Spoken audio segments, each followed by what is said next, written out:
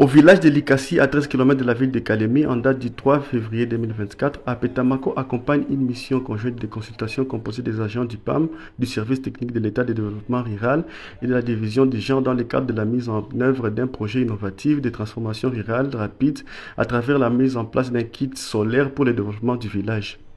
Jambo mama. Jambo. Jambo baba. Jambo. Jinaitwa Mohamed Ibrahim Diallo. Je travaille au PAM.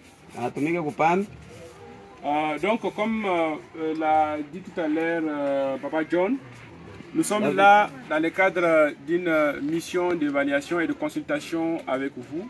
Pour vous poser quelques questions, l'idée pour nous, c'est de pouvoir comprendre quels sont les besoins qui existent dans un certain nombre de domaines et voir de quelle manière le projet peut contribuer, n'est-ce pas, à soulager ou à développer les activités que vous avez au niveau local.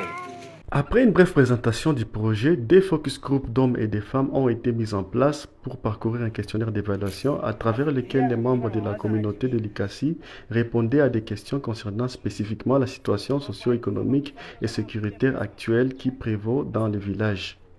Moi, c'est Mohamed Ibrahim Diallo. Je suis chargé de la protection de la vivabilité pour les femmes. Alors aujourd'hui nous sommes à Likasi, c'est un village situé à 13 km de Kalemi. Nous sommes venus accompagner des services techniques de l'État, le développement rural, la division du genre, pour nous entretenir avec la communauté dans le cadre d'un projet innovateur, la transformation rurale rapide.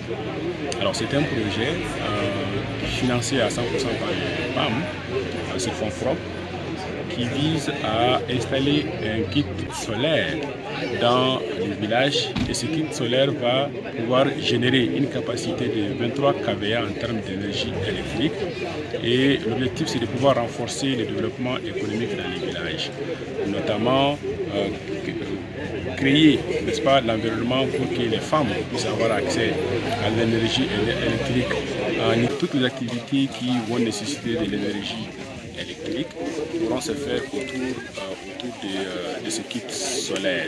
Nous sommes venus pour les écouter, recueillir leurs points de vue et sur base de cela, nous allons analyser, n'est-ce pas, et voir quelles sont les activités qui sont adaptées à l'installation de ces kits solaires. Cette importante séance de questionnement a été suivie par une visite du site choisi pour héberger le kit solaire près de l'école primaire Vomilia où les activités de la cantine scolaire sont supervisées par Apetamako. Ensuite, des mesurages ont été faits par l'équipe technique faisant partie de la mission pour le dimensionnement du site du kit solaire. La mission s'est conclue par un chant de femmes de la communauté de Likasi démontrant ainsi un grand enthousiasme de celle-ci au projet qui sera exécuté très bientôt.